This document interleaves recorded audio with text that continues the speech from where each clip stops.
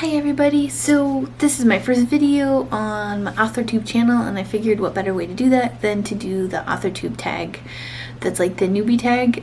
And so I'll just be answering all those questions so you can kind of get a better idea of what I'm going to be working on, and also, you know, what kind of things I like to write, what kind of videos you can expect, things like that. So okay, so the first question is, how did you find out about Authortube? I've been watching like a lot of, you know, booktubers and stuff like that, and I think I started getting into and reading indie authors, you know, trying to support them and stuff, because I know it's a lot harder to do that, and it's kind of the route I'm looking at going into, and I can explain that later. So because I was kind of looking at the indie authors and stuff like that and looking them up on, you know, YouTube and Instagram and stuff like that, I just kind of happened upon Authortube. The second question is, what genres do you write in? So I mostly write like fantasy genres, and for this particular book that I'm going to be working on, going to be self-publishing. This is kind of a series, but they're each standalone, so it's like an episodic series, so you can read each book individually if you want. They all have different characters, things like that, but they're all part of the same world. So I mostly write fantasy, like epic fantasy, a lot of world building, things like that, and then also I do want to add that I am a game master, or, you know, dungeon master, however you want to say that. So I actually do sessions, and I have a huge overarching campaign with stories and stuff like that, and then I have 6 players at my table who each have their own characters, and so I do a lot of like writing, but then I also do the Dungeons and Dragons, but then I also do pottery, so I kind of got a lot of things I'm juggling right now.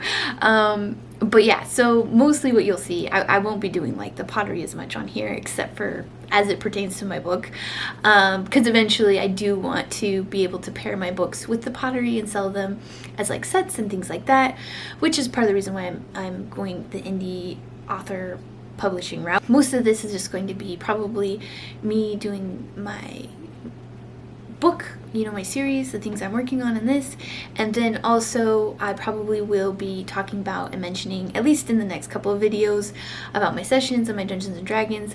I don't do the campaign stuff, the game master stuff as much, so, you know, it'll just be a video here and there.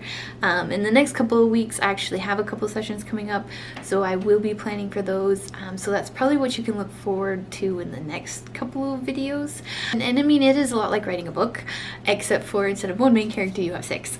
So, and I mean, at least the way I DM, that's usually how it goes, because you know, I have my overarching story, but then I do really like to make it special for each of the characters, and so they all have their own arcs too. So all the player characters get their own story arcs and stuff like that. So yeah, so it's a lot to, you know, kind of weave in and out, but it, you know, it is a lot like storytelling, and it's actually how I got into thinking that I could actually publish and write in addition to doing the pottery, because I always really liked writing, and I've been doing it since I was little, but I never really thought about publishing or doing that for a living until I started doing the game master stuff, and then I was like, well, if I can do this, I could write a book, right? I mean, they're very similar. So yeah, that was kind of a long answer for what genres do you write in. Anyways, next question. So the next question is, what is your preferred writing tense, point of view, and category of story? So I probably will be mostly writing like, maybe like YA adult fantasy is probably going to be more the category of the story, I guess. But yeah, I don't know. I don't really necessarily want to put myself in a category. I will say that the current categories that I'm working in are probably more like YA adult. Yeah, that kind of area. As far as writing tense and point of view, I tend to do third person past, I think, yes, third person past, and I do enjoy doing first person past, but I'm not looking at publishing any of those anytime soon. So I mostly work in third and first. And then the next question is, are you a plotter, pantser, or plantser? I guess kind of a plantser. I love planning. Don't get me wrong. Like, for the longest time, I would call myself a plotter. I am so obsessed with planning. And, like, I got Notion boards, and I have like my storybook Bible. This one's for my Dungeons and Dragons campaign. This one is for the series that I'm working on right now. Like, I do a lot of planning, and especially for the Game Master, the Dungeons and Dragons campaign, this stuff that requires a ton of planning. But I've noticed when I actually do the writing, I don't stick to the script. Especially where my characters are concerned. Like I'll be like, this is what needs to happen in the scene, and it does usually happen, just not the way I was planning it. And then for me, I'll do like character profiles and what I want them to be and how I want them to interact with the world and kind of their past.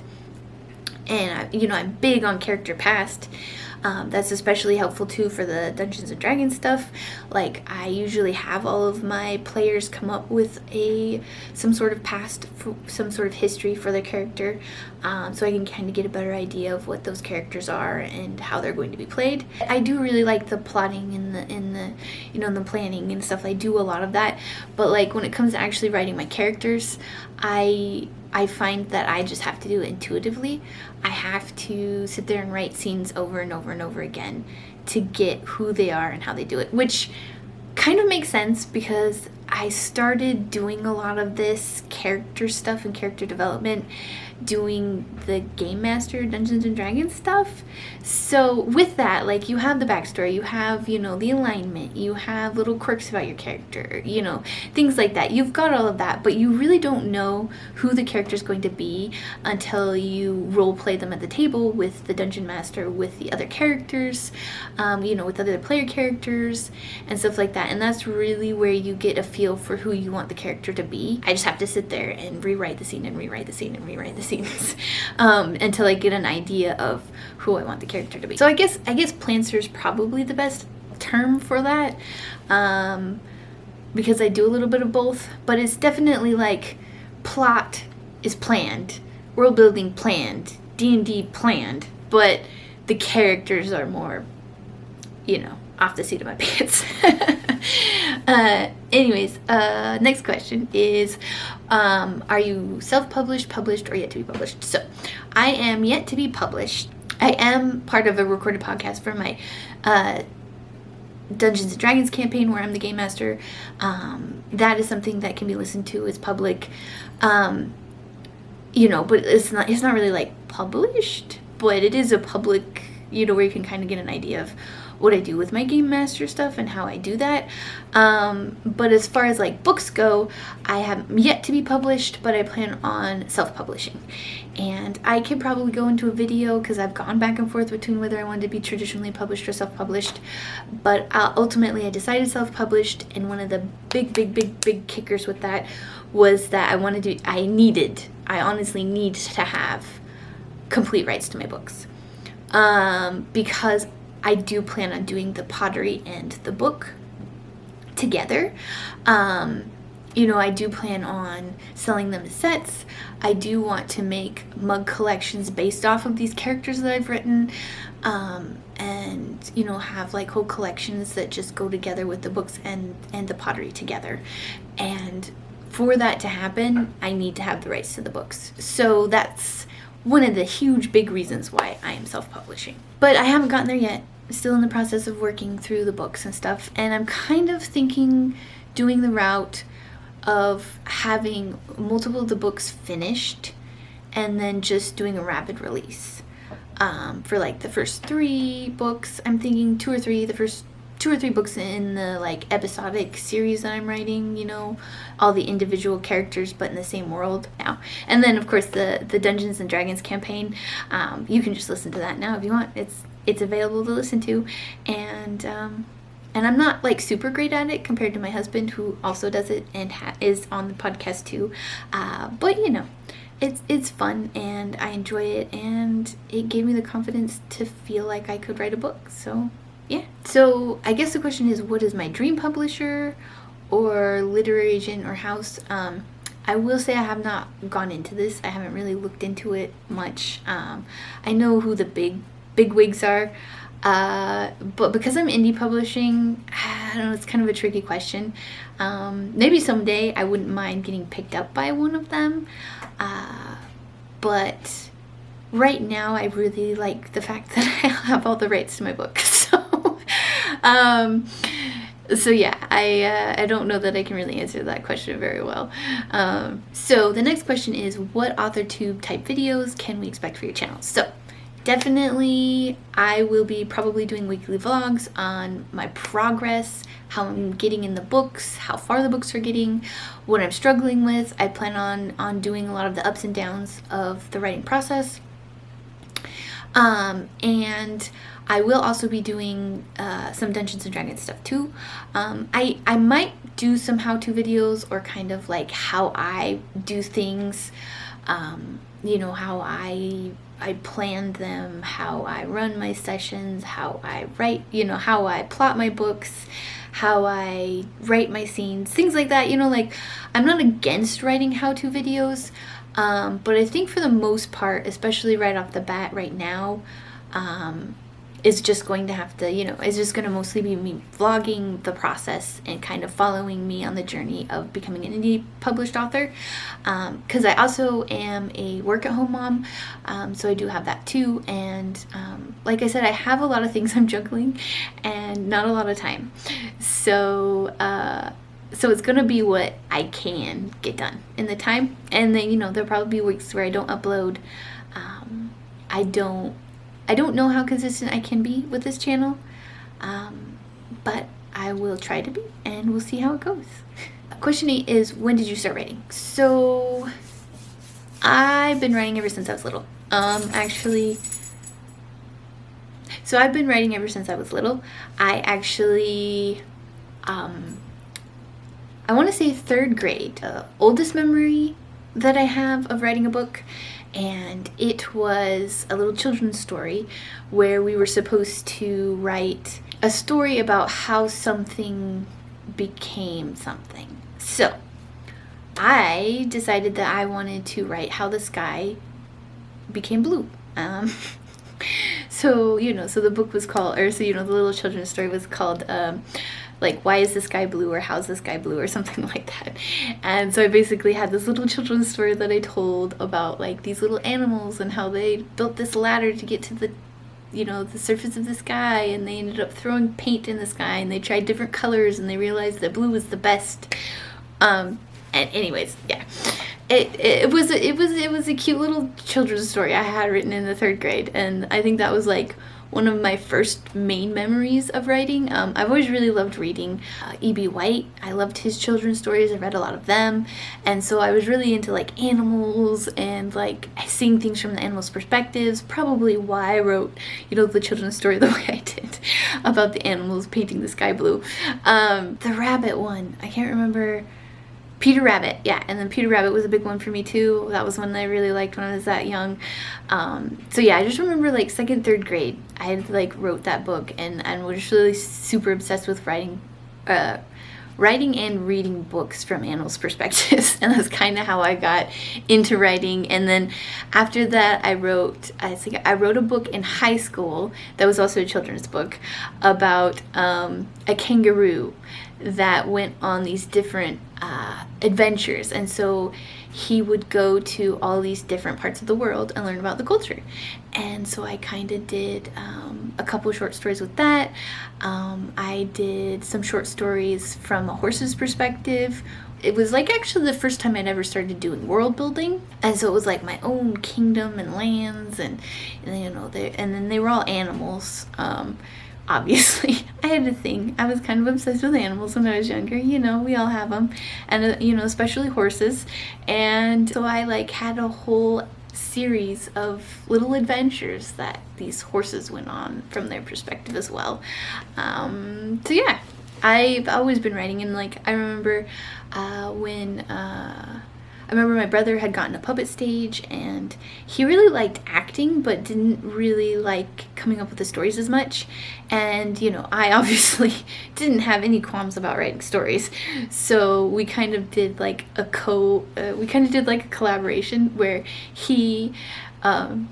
he did a lot of the puppeting. I helped him, you know, because it's kind of hard to do multiple characters by yourself. But so he did the puppeting, and he did like the in-between intermission commercials, and those were all his doing, and they were hilarious. And I wrote the basic story that we were doing, and so we would do these stories for my parents where we would have, you know, all the puppets, and then we'd have like the little intermissions and do our little commercials. And anyways, so writing and stuff has always been something I did, and it wasn't until high school when I found pottery that I decided to go that route. But writing's always been a love of mine, and if you check out my pottery, which you don't have to, but if you are interested, a lot of them are based off of old stories, old epics. You know, stories and writing have always been super, super influential to me as an artist and as a writer. So yeah. And then 9 was, what was the first story you ever wrote? So, you know, obviously that was the first story I ever wrote, was Why Was the Sky Blue? Yeah, the first like main serious book that I wrote, like my first national novel writing project. Well, I guess it wasn't my first nano writing project, but it was definitely one of the first nano writing projects when I was like in college. I believe it was when I started doing nano. And that book is one that actually is completely like finished. Like, I shouldn't say completely finished. The first draft is finished. It just needs to be edited. But I have rewritten that project several times, and that one was called Eyes of Pewter, and I do plan on publishing it. I just have been working on that one for a long time and didn't want it to be the first book that Indie published. So it's going to be, you know, like a trilogy, and they're going to be longer books and things like that. So I really wanted to do more setup books and easier books for me to get done in the time and things like that for my first Indie published books. So I'm gonna put that one on the back burner for a little bit, but I think that was like the first like official book that I ever finished writing, and I've written it like I don't know how many nanos in a row. I've rewritten it I don't know how many times, and it definitely is nothing like it was when I first started it, but it is awesome. And then like I said, it's my favorite, probably why I don't feel like I want to start off my indie career with it. What authors inspire you the most? Okay, so I did mention a lot of the children's authors that I loved, you know, like E.B. White, Hans Christian Andersen.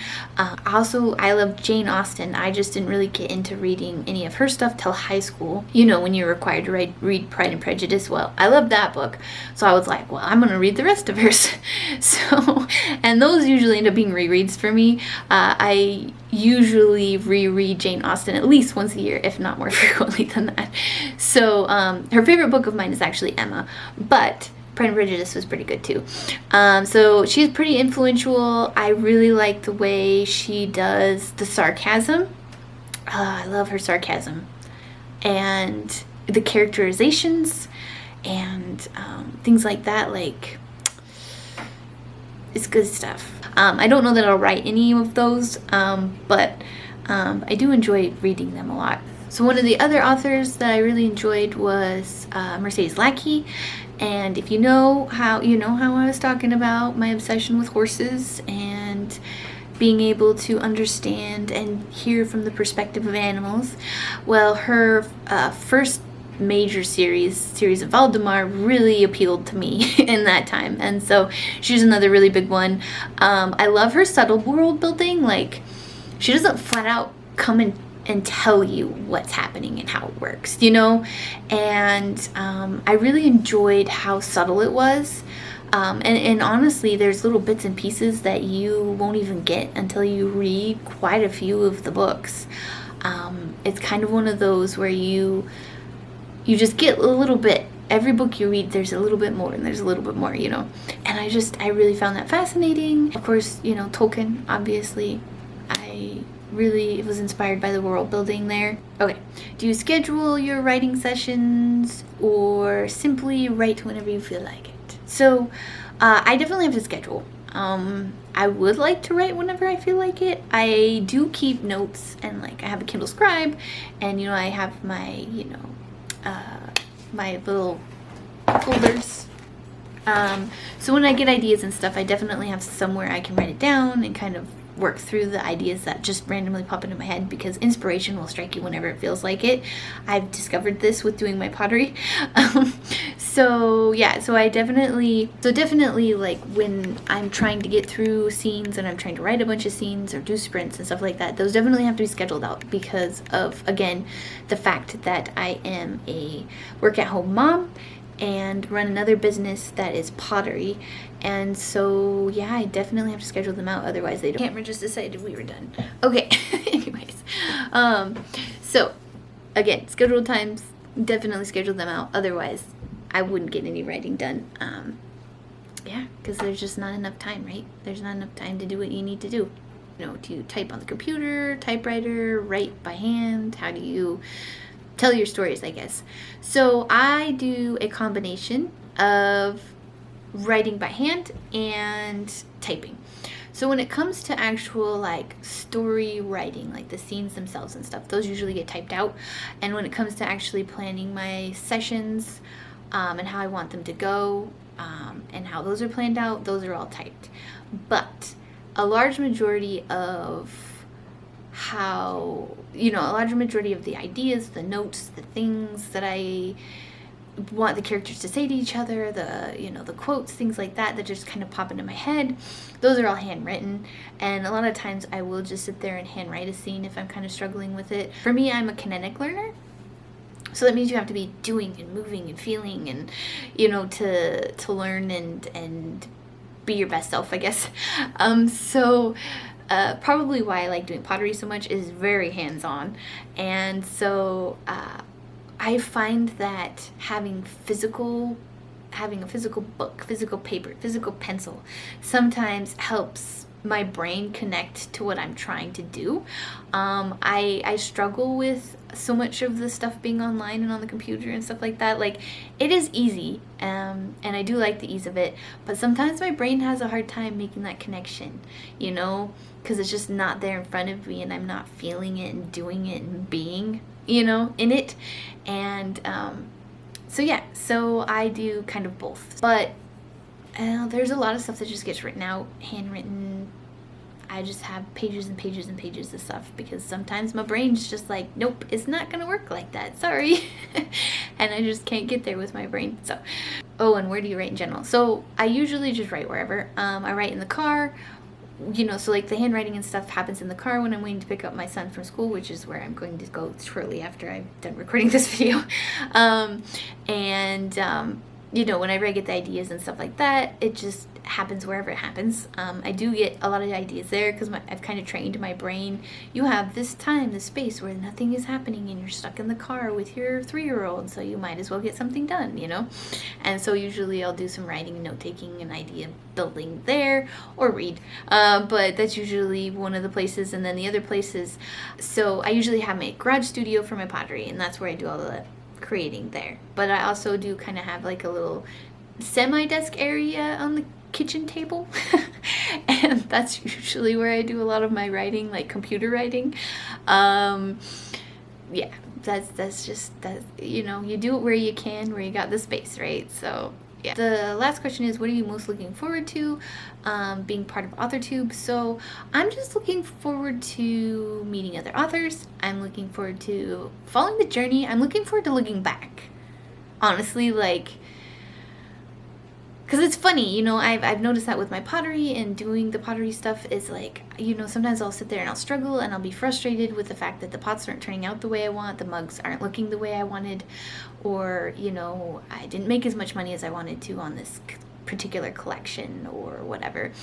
And a lot of times looking back on all of the stuff I've done so far, on all the collections I've released, on how long I've been doing it, it helps keep me inspired, helps remind me why, and things like that. So I am looking forward to looking back on this stuff to just see how far I come, how I get there, and kind of having a record of that for myself and for other people too. I'm also looking forward to just helping other people because we're just in this journey together, right? And it's a complicated journey and it's different for everyone. And so, yeah, I'm just kind of excited to document that and see where it goes. And yeah, I think that's about it for these Authortube tags. Like I said, I kind of have to wrap this up, but I want to thank you guys for watching, and I hope you subscribe. And like I said, the next couple of videos are probably going to be more my game mastering, Dungeons and Dragons planning stuff, but they'll probably still be pretty useful. It's like writing a book, only instead of one main character you get 6, right? So yeah, so you can kind of look forward to that. And there will be, I definitely will be doing Camp Nano in April, so look forward to that. I will talk to everybody later, and thank you for watching. Bye!